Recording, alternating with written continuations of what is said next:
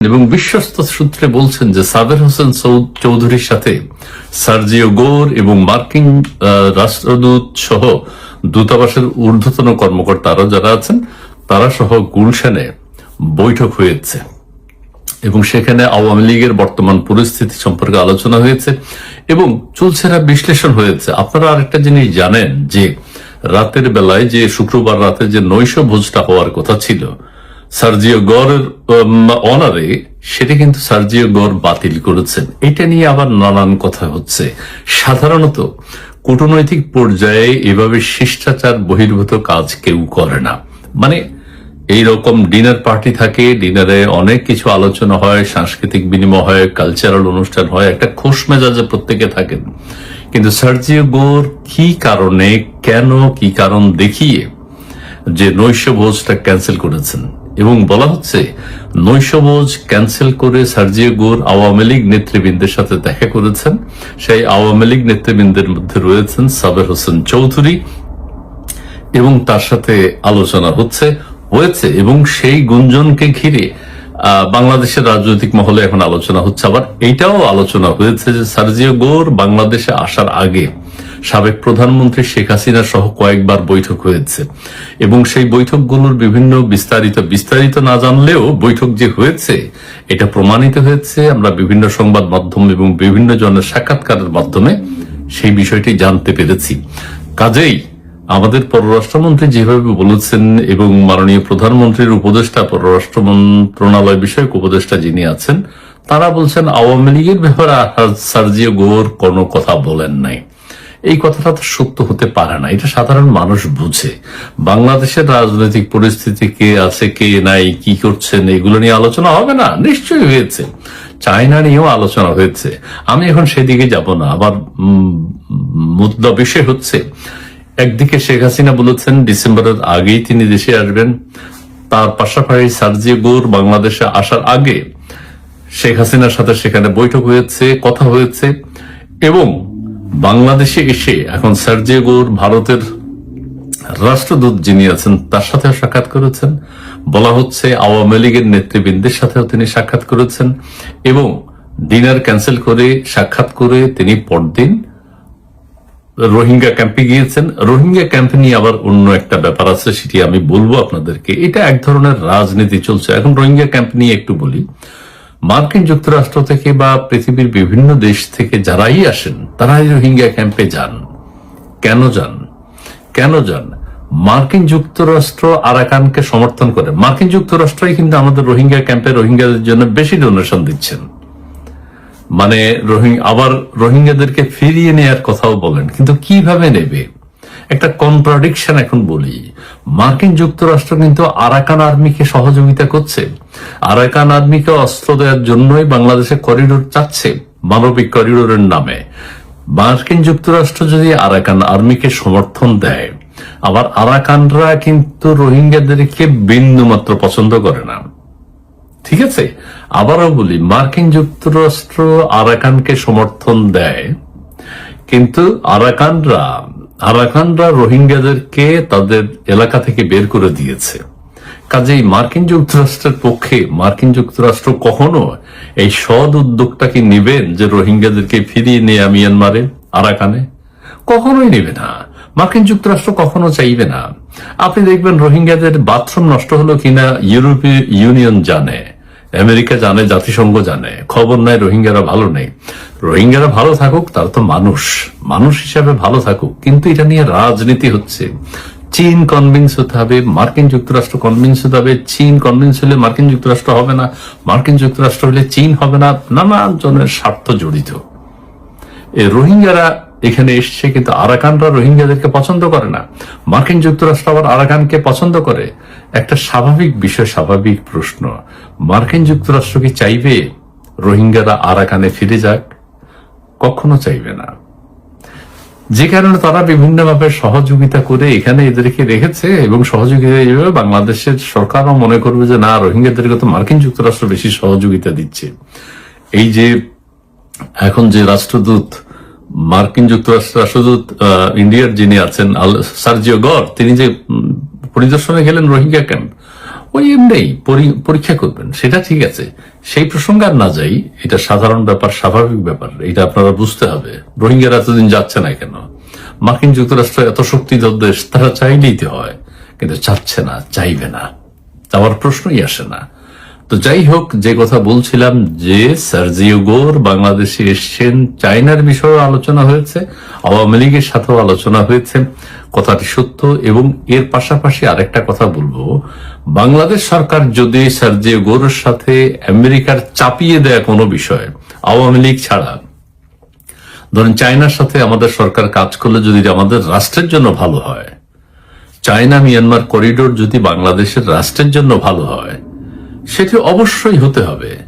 এবং মার্কিন যুক্তরাষ্ট্র সেখানে যদি বাগড়া দেয়, আমাদের সরকার যদি সেটা মানতে না চায়, আমরা সরকারের পক্ষে আছি, অবশ্যই সরকারের পক্ষে থাকতে হবে, যেহেতু বাংলাদেশের স্বার্থ জড়িত। বাংলাদেশের জন্য করিডোর যদি মঙ্গলজনক হয়, অবশ্যই মার্কিন যুক্তরাষ্ট্র না চাইলে সেটা আমরা সমর্থন করব না। মার্কিন যুক্তরাষ্ট্রের চিন্তা হলো তাদের সাথে যে বাণিজ্য চুক্তিগুলো হলো এবং চীনের সাথে সম্পর্ক হোক, সেটা চায় না। চীন আমাদের কাছের দেশ, সেই জিনিসটিকে আমরা সমর্থন করব। কিন্তু বাংলাদেশে যে রাজনৈতিক পরিস্থিতি, সেই রাজনৈতিক পরিস্থিতিতে জঙ্গিবাদকে যদি মার্কিন যুক্তরাষ্ট্র সমর্থন করে, সেটাও আমরা বিরোধিতা করব। মার্কিন যুক্তরাষ্ট্র যদি চায় আওয়ামী লীগ, বিএনপি, যারা যেসব রাজনৈতিক দল আছে, সব রাজনৈতিক দলের সহ অবস্থান থেকে রাজনীতি করুক, বাংলাদেশের স্বাধীনতা, সার্বভৌমত্ব অক্ষুণ্ণ থাকুক, তখন মার্কিন যুক্তরাষ্ট্রকে আমরা সমর্থন করব। কিন্তু চাপিয়ে দেয় কোনো কিছু যেটা বাংলাদেশের জন্য ভালো হবে, মার্কিন যুক্তরাষ্ট্র চায় না, এটা হতে পারে না।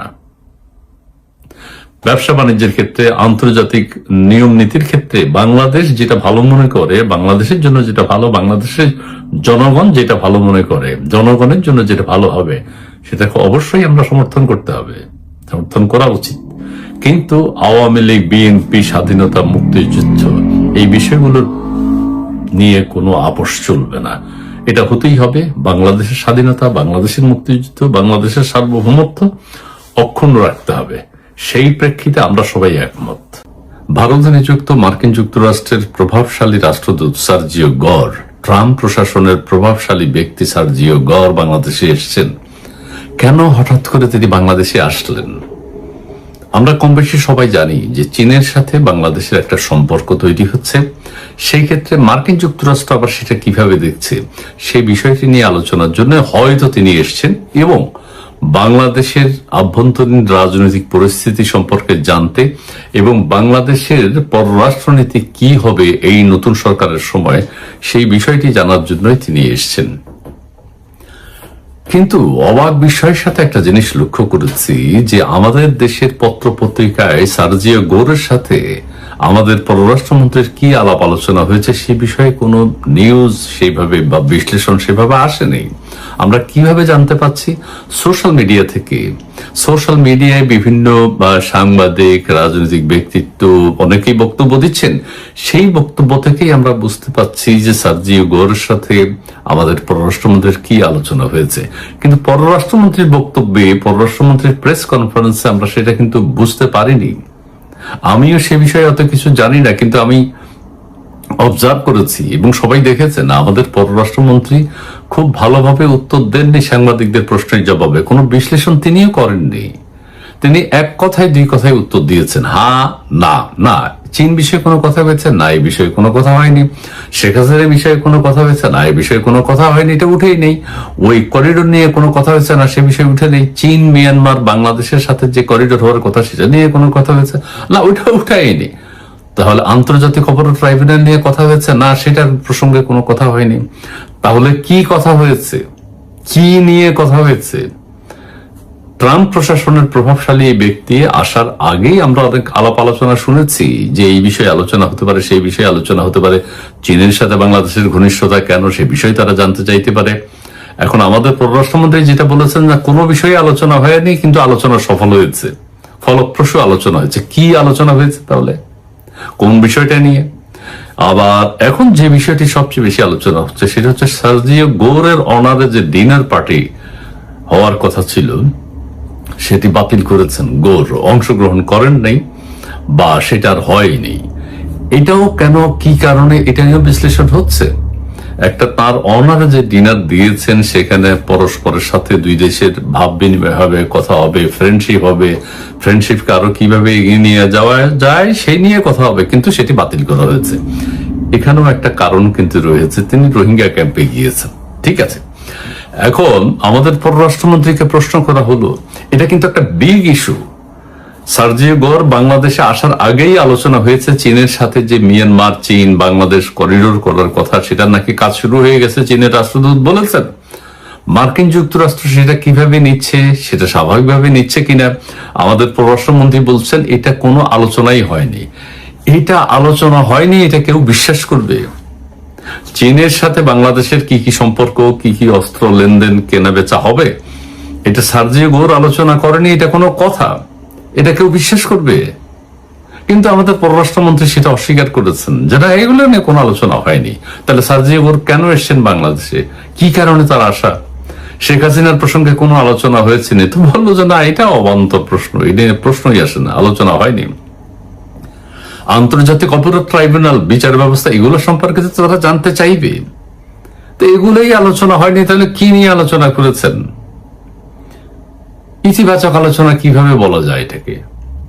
কোন বিষয়ে আলোচনা? তাহলে বাংলাদেশের ওই যে একটা গরুকে যে ডোনাল্ড ট্রাম্প, মহিষকে যে ডোনাল্ড ট্রাম্প বলা হলো, সেই বিষয়ে হয়তো সার্জিও গোর আলোচনা করেছেন।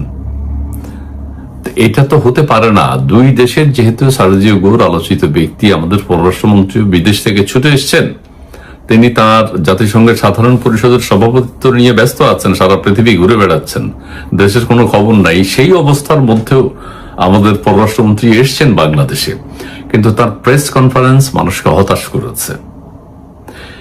কিছু গুরুত্বপূর্ণ বিষয় তো তার উল্লেখ করা উচিত ছিল, বলা উচিত ছিল, ব্যাখ্যা করা উচিত ছিল। হ্যাঁ, করিডোর সম্পর্কে জানতে চাইতেই পারে, চীন বাংলাদেশ করিডোর, চীনের সাথে আমাদের ব্যবসা বাণিজ্য কি, এগুলো তো সবাই বুঝে গেছে, সাধারণ মানুষ বুঝে গেছে যে খলিল সাহেব হাইড করছেন অনেক কিছু।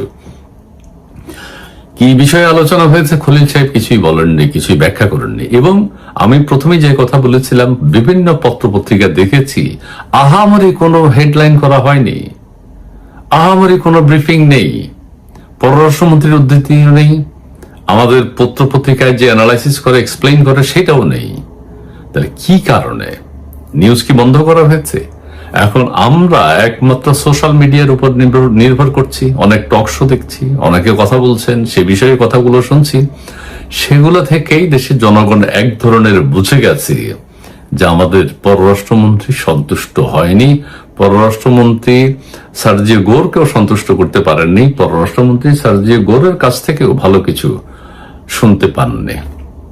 এবং মানুষের মধ্যে যে ধারণা, সার্জিও গোর আসার আগে বাংলাদেশের যে বিষয়গুলো নিয়ে আলোচনা করার কথা, অবশ্যই সেগুলো নিয়ে আলোচনা হয়েছে। যেমন শেখ হাসিনা প্রসঙ্গ, আওয়ামী লীগের রাজনীতি প্রসঙ্গ, মিয়ানমার চায়না করিডোর প্রসঙ্গ, চায়না থেকে কি অস্ত্র কিনবে, কি কি যুদ্ধ বিমান কিনবে সেগুলোর প্রসঙ্গ, আমেরিকা থেকে কি কিনবে সেগুলোর প্রসঙ্গ, আন্তর্জাতিক অপরাধ ট্রাইব্যুনাল সেগুলোর প্রসঙ্গ, বহু কিছু নিয়ে আলোচনা হয়েছে। আলোচনা হওয়া উচিত, হতেই হবে, হয়েছেও তাই। কিন্তু পররাষ্ট্রমন্ত্রী সেটি অস্বীকার করেছেন, হাইড করেছেন। ঢাকায় কেন সার্জিও গোর আর দীনেশ ত্রিবেদীর বৈঠক, এই ব্যাপারটা আলোচনা করতে চেয়েছিলাম আগের ভিডিওতে। সহসা একটা খবর আসলো যে শেখ হাসিনার দিল্লিতে বা ইন্ডিয়াতে রাজনীতি নিষিদ্ধ করে দিয়েছে ভারত সরকার। তো সেটার উপর একটা ভিডিও করতে হলো, কারণ গুজব থামানো আসলে আমাদের এখন একটা কাজ। সার্জিও গোর আর দীনেশ ত্রিবেদীর ঢাকায় বৈঠক, যে কারণেই হোক, এইটা যে তারেক রহমানের সরকারের জন্য নানান দিক থেকে বড় বিপদের খবর, সেটা কিন্তু বলা যায়। এবং এটা এই বৈঠক থেকে আমরা কি বুঝতে পারি, এটার কি এজেন্ডা থাকতে পারে, সেগুলো নিয়ে আলোচনা করছি। আপনারা ইতিমধ্যেই জানেন যে খলিল সাহেব গতকাল সার্জিও গোরের সাথে বৈঠক করার পরে তিনি একেবারে অত্যন্ত বিধ্বস্ত অবস্থায়, এবং তার পাশে মার্কিন যুক্তরাষ্ট্রে নিযুক্ত বাংলাদেশের রাষ্ট্রদূত, এবং আরেক পাশে তারেক রহমান সাহেবের পররাষ্ট্র বিষয়ক উপদেষ্টা অতি বিখ্যাত হুমায়ুন কবিরকে নিয়ে প্রেস কনফারেন্স করেছেন। সেখানে তিনি অত্যন্ত বিধ্বস্ত ছিলেন, বিরক্ত ছিলেন, এবং তাকে দেখা গেল যে অনেক কষ্ট হচ্ছে উত্তর দিতে, এবং তিনি ঠিকমতো দিতে পারছিলেন না। এবং আমার মনে হচ্ছিল যে বেচারা খলিল সাহেব এত সাধনা করে চোরাই পথে পররাষ্ট্রমন্ত্রী হওয়ার আসলে সে কোনো আরাম-আয়েশ করতে পারছে না। এবং আমি এ নিয়ে যেসব বক্তব্য দিয়েছি সেটা আপনারা জানেন। সার্জিও গর সম্পর্কে এর মধ্যে আরো অনেক খবর বের হয়েছে, আরেকটা খবর বের হয়েছে এবং এটা নিয়ে অনেকে কথা বলেছেন, এবং এটাও একটা অত্যন্ত গুরুত্বপূর্ণ যে তিনি ফরেন মিনিস্টারের আয়োজন করা নৈশভোজ বা ডিনার স্কেপ করেছেন, ডিনারে তিনি আসেননি বা কিছু একটা, এবং এটা অত্যন্ত সিগনিফিক্যান্ট। সাধারণত যে কোনো ডিপ্লোম্যাটিক এঙ্গেজমেন্টে আপনার অনেক কিছু হতে পারে, অনেক ঝগড়াঝাটি হতে পারে, ভেতরে ঝড় বয়ে যেতে পারে, যুদ্ধ লেগে যেতে পারে, সবকিছু হতে পারে, কিন্তু ডিনার তো স্কেপ করার কথা না। এটা সাধারণত পশ্চিমারা তো করেই না, এটা একটা ভদ্রতার লক্ষণ। অনেক খারাপ কিছু হলেও কিন্তু এটা করে না। তো সে সত্ত্বেও যদি এটা ডিনার যদি সত্যি সত্যি স্কেপ করে থাকে, এইটা তো তারেক রহমান খলিলের জন্য বোঝা যাচ্ছে যে ভীষণ কড়া বার্তা। এর অর্থ হলো যে খলিলের উপর অত্যন্ত অসন্তুষ্ট এই সার্জিও গর। আমি আবার বলছি, আমি জানি না আসলে এরকম বাতিল করেছে কিনা, কিন্তু করে থাকলে এটা অত্যন্ত কড়া বার্তা, এবং এটা বাংলাদেশে এরকম, আর বাংলাদেশ না পৃথিবীর খুব কম জায়গায় শোনা যায় যে এই ধরনের কি বলে, এই ধরনের আয়োজনে ডিনার স্কেপ কেউ করে না। যুদ্ধ লাগিয়ে দিতে পারে, কিন্তু ডিনার স্কেপ বা যে কোনো এগুলো স্কেপ করে না। আর বাতিল করছে, তার পক্ষে যুক্তি হলো যে খুবই স্বাভাবিক, উনি এসছেন যেদিন সেই দিন পররাষ্ট্র মন্ত্রণালয়, পররাষ্ট্রমন্ত্রী, এই ক্ষেত্রে পররাষ্ট্রমন্ত্রী ধরে নিচ্ছি যেহেতু বৈঠকটা পররাষ্ট্রমন্ত্রীর সাথে করেছেন, অর্থাৎ সার্জিও গরের কাউন্টার পার্ট, তিনি যেহেতু শুধু ভারতে মার্কিন যুক্তরাষ্ট্রের রাষ্ট্রদূত না, তিনি আবার ইয়েও বটে, সেন্ট্রাল এবং দক্ষিণ এশিয়া বিষয়ক প্রেসিডেন্ট ট্রাম্পের বিশেষ দূত বটে। তো তার জন্য একটা ডিনারের ফর্মাল আয়োজন থাকবে না, এটা তো হতেই পারে না, কোনোভাবেই হতে পারে না। ফলে স্কেপ করার ঘটনাটাই সত্য হওয়ার কথা, এবং এইটাও আমাদের খলিল সাহেবের জন্য, তারেক রহমানের জন্য অত্যন্ত দুঃসংবাদ। তারপরে দীনেশ ত্রিবেদীর সাথে যে বৈঠক হলো, সেটার আবার তারা যেটা করেছেন, এটা আমি দীনেশ ত্রিবেদী সাহেবের ইন্ডিয়ান হাই কমিশনে এবং সার্জিও গরের পার্সোনাল যে এক্স অ্যাকাউন্ট আছে এগুলোতে গিয়ে দেখলাম দুই পক্ষ কেউ কিন্তু এটা কিছু বলেনি এই মিটিংটা সম্পর্কে। তবে এটা সম্পর্কে খবর বের হয়েছে, পত্রপত্রিকায় খবর বের হয়েছে, এবং বৈঠক যে হয়েছে সত্য, কিন্তু সিগনিফিকেন্সটা তাহলে কি? প্রথম সিগনিফিকেন্স হলো এটা কোনোভাবেই তারেক রহমান সরকারের জন্য আরামদায়ক না। তবে একটা জিনিস বলে রাখি, দুই পক্ষ যে কেউ প্রকাশ করলেন না, এটা হলো একটা দিক থেকে দেখা যেতে পারে যে দুই পক্ষই তারেক রহমানের সরকারকে সেভ করেছেন এই জায়গায়, মানে তারা নিজেরা এটা প্রকাশ করতে চাননি, অন্তত এতটুকু সম্মান করেছেন। বাট আরো সত্য কথা হলো যে আসলে বিশেষ করে দীনেশ ত্রিবেদী সাহেব বা সার্জিও গর, তারা তো এই অঞ্চলে বসবাস করেন, ফলে যারা হোস্ট তাদেরকে কিছু কিছু জায়গায় সবাই সম্মান করে, সেরকম একটা সম্মান হতে পারে তারেক রহমানের সরকারের জন্য। এটা কোনো সুখবর নয় যে তারা শুধু এটা প্রকাশ করেন নাই, যেহেতু প্রকাশ হয়ে গেছে। কিন্তু এই জিনিসটা দেখলে যেটা আমরা সংক্ষেপে বলতে পারি যে দেখুন, 2024-এর জঙ্গি উত্থানের পর আসলে বাংলাদেশটাকে আর বাংলাদেশের হাতে রাখা হয় নাই, এটা পরিপূর্ণভাবে বিদেশিদের হাতে ছেড়ে দেওয়া হয়েছে। তারেক রহমান সাহেবকে আমি বহুবার বলেছি যে আপনি জীবন ফিরে পেয়েছেন, আপনি 21শে আগস্টের গ্রেনেড হামলার জন্য আপনাকে আদালতে যেতে হয়নি, আপনি আওয়ামী লীগের সাথে সন্ধি করুন, আওয়ামী লীগের থেকে আপনি আপনার প্রতিরক্ষা বা সুরক্ষা গ্রহণ করুন। উনি সেটা করেননি। যেটা না করলে যেটা হয় যে তাকে এখন নানান বিদেশি শক্তির হাতের মানে ওনাকে নিয়েই খেলবে, খুবই স্বাভাবিক। যখন দেখবে যে একটা প্রধানমন্ত্রী তারেক রহমানের মতো প্রধানমন্ত্রী হয়েছেন, একটা 2024-এর জঙ্গি কোয়ালিশন, অর্থাৎ বাংলাদেশের 50% মানুষের প্রতিনিধিত্বশীল রাজনৈতিক ব্যবস্থাগুলোর অভ্যন্তরীণ ক্ষমতার বন্টন হিসাবে তারেক রহমান সাহেব প্রধানমন্ত্রী হয়েছেন। ফলে এখানে সবসময় বিদেশিরা আসবে, কারণ বিদেশিরা জানে যে বাকি 50% কিন্তু তারেক রহমানের সাথে নাই। সেটাই কিন্তু এখন দেখা যাচ্ছে, এবং স্বয়ংক্রিয়ভাবে এটাও আপনি বুঝতে পারেন যে বাংলাদেশের স্বাধীনতা বিরোধী জঙ্গিরা যেই অপবাদটা শেখ হাসিনার বিরুদ্ধে দিত, দেশ বিক্রি বলে, এবং সাধারণ মানুষ যেভাবে এই বিভ্রান্তির ফাঁদে পড়েছিল, তাদের উপর এটা একটা আল্লাহর গজব হিসাবে আমি দেখি ব্যক্তিগতভাবে। সবসময় বলছি যে এইটা বাংলাদেশের মানুষ, তারা যেহেতু অন্যায় করেছে, প্রধানমন্ত্রী শেখ হাসিনার মতো একটা দেশ দরদি প্রধানমন্ত্রীর সাথে বেয়াদবি করেছে, তাকে অসম্মান করেছে, সেটার গজব হিসাবে কিন্তু নিষ্ঠুরতা করেছে। সবচেয়ে বড় কথা হলো নিষ্ঠুরতা করেছে। শেখ হাসিনা তো তার জীবন, তার যৌবন, তার একেবারে অল্প বয়সে, তো তিনি 81 সালে, শেখ হাসিনার বয়স কত? 81 সালে শেখ হাসিনার বয়স, উনি যদি 47 সালে জন্ম হয়, তাহলে দেখুন 38 বছর বয়সের একটা নারী, তার আগে থেকেও তিনি কিন্তু বাংলাদেশের রাজনীতি বোঝেন, জড়িত। পিতার, আমি তো বলি যে শেখ হাসিনা 78-79 বছর বয়সে জন্মের পর থেকেই তিনি কিন্তু রাজনীতির সাথে জড়িত, কিন্তু এসে 38 বছর বয়স থেকে জীবনের প্রতিটা মুহূর্ত সন্তানকে দেন নাই, স্বামীকে দেন নাই, পরিবারকে দেন নাই, কাউকে দেন নাই, দিয়েছেন এই বাংলাদেশের জন্য, বাংলাদেশের মানুষের উন্নতি করেছেন। সেই রকম একটা প্রধানমন্ত্রীর সাথে নিষ্ঠুরতা করে যে দেশ বিক্রি করে দিয়েছে ইন্ডিয়ার কাছে, এটা দেখে দেখে এরা যে অভিশাপ মানে এটা আল্লাহর গজব ওরা নিয়ে আসে না, সেইটা এখন ওদেরকে দেখতে হচ্ছে যে সার্জিও গর এবং দীনেশ ত্রিবেদীরা ঢাকায় বৈঠক করছে। অবশ্য সার্জিও গর এর আগেও একবার দীনেশ ত্রিবেদী সম্পর্কে ওনার যে সুসম্পর্ক রক্ষা করার কথা দীনেশ ত্রিবেদীর সাথে বা ভারতের সাথে, সেটার একটা তিনি নিদর্শন রেখেছিলেন দীনেশ ত্রিবেদী ঢাকায় আসার পরে বা রাষ্ট্রদূত নিয়োগ হওয়ার পরে। এটা প্রকাশ হওয়ার পর তিনি নিজেই একটা টুইট বার্তায় জানিয়েছিলেন যে তিনি সার্জিও গরের সাথে একসাথে কাজ করবেন, সেটার ধারাবাহিকতা হিসাবে দেখতে পারেন। কিন্তু যে জিনিসটা খেয়াল করতে হবে, একই ঘটনা যদি প্রধানমন্ত্রী শেখ হাসিনার আমলে ঘটতো, তাহলে দেখতেন এই যে সাইবার সন্ত্রাসীগুলো ছিল তখনকার, এই যে কনক সারোয়ার, পিনাকি, ইলিয়াস, তারা কিন্তু এতক্ষণে মানে 8, 10, 12 ঘন্টা 16 ঘন্টা হয়ে গেছে এই বৈঠকের পরে, বাংলাদেশে তেমন কোনো কথা হচ্ছে না, তারা কিন্তু সারা বাংলাদেশকে রাস্তায় নামিয়ে নিত যে হই হই রই রই গেল গেল গেল শেখ হাসিনাকে, মানে নানান ধরনের নিন্দা সূচক ইয়ে করতো। কিন্তু তারেক রহমান সাহেব অত্যন্ত সৌভাগ্যবান যে ওনার পেছনে আসলে কোনো সাইবার সন্ত্রাসী লেগে নাই। আমি অন্তত ব্যক্তিগতভাবে দেখি যে যারা মুক্তিযুদ্ধের পক্ষে, শেখ হাসিনার পক্ষে বা বাংলাদেশের পক্ষে যারা আজকে ইউটিউবে কথা বলেন, সোশ্যাল মিডিয়াতে অ্যাক্টিভ, কারণ বাংলাদেশে তো মিডিয়া বলতে কিছু নেই, সেই মিডিয়ার কোনো বিশ্বাসযোগ্যতাও নাই, ফলে একমাত্র মিডিয়া হলো সোশ্যাল মিডিয়া, যেটাতে এখন আমি কথা বলছি। সেখানে কিন্তু কেউ কিন্তু তারেক রহমান সাহেবের বিরুদ্ধে কোনো শত্রুতা করছে না, সবাই কিন্তু কেউ আছে তারেক রহমানের পক্ষে, কেউ আওয়ামী লীগের পক্ষে, কিন্তু সবাই তারেক রহমান সরকারের ভালো চায়। কত সৌভাগ্যবান না তারেক রহমান শেখ হাসিনার বিপরীতে। চিন্তা করলে যদি একই ঘটনা ঘটতো, তখন তো এরা সবাই কিন্তু একেবারে কি আর বলবো, আপনারা জানেন ওরা কি না করতে পারে। এখন কিন্তু তারেক রহমান সরকারকে সবাই একমাত্র ওই পিনাকি ছাড়া কেউ কিন্তু তারেক রহমানের সরকারের বিরুদ্ধে কেউ কিছু বলে না। আসলে সবাই তারেক রহমানের ভালো চায়, আশা করি তারেক রহমান সাহেব সেটা বুঝতে পারবেন।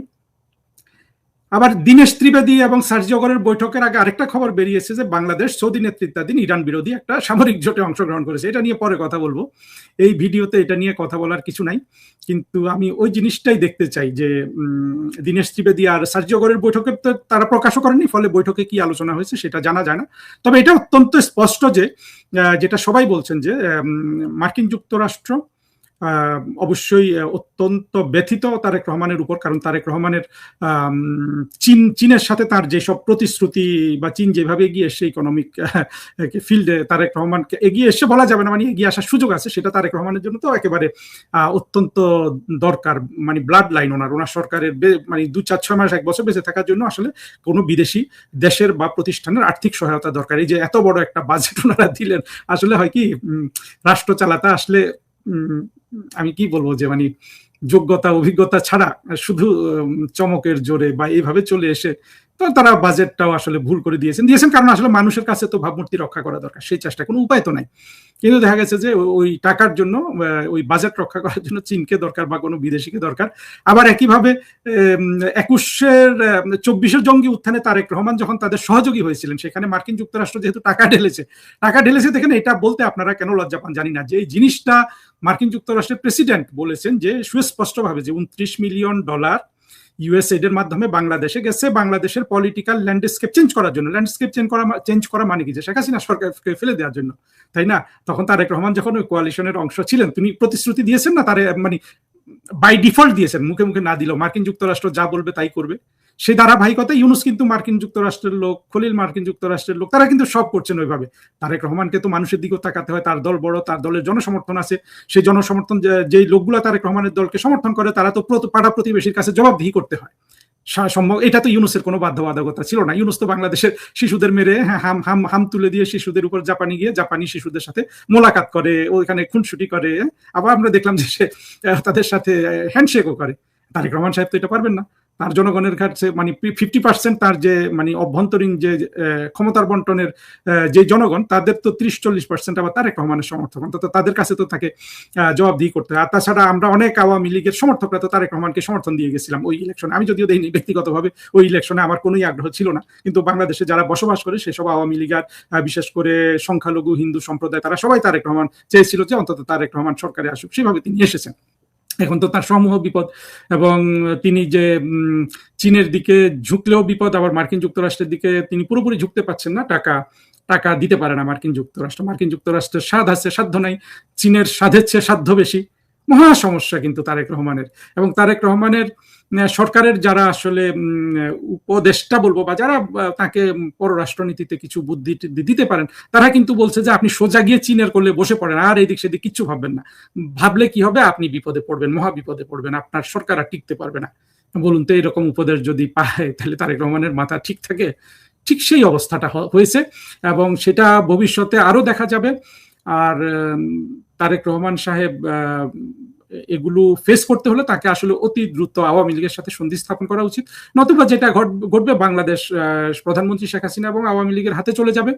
এবং তারেক রহমান সাহেব কিন্তু তার যেভাবে তিনি একটা কোরামিন ইনজেকশন পেয়েছিলেন লাইফটাকে বাঁচানোর জন্য 21শে আগস্টের গ্রেনেড হামলা থেকে, তার কপালে কিন্তু আর দ্বিতীয় কোরামিন ইনজেকশন জুটবে না।